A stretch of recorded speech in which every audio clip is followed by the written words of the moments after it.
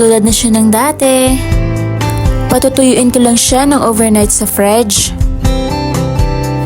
After overnight, nilagyan ko siya ng mantika para pag nilagay ko sa oven, magiging crunchy.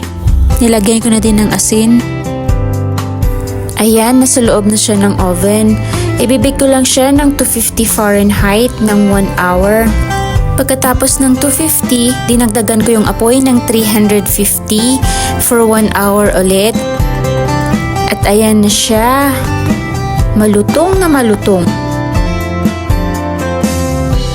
Tikman natin. Ito yung maitim na baboy. Naging malutong.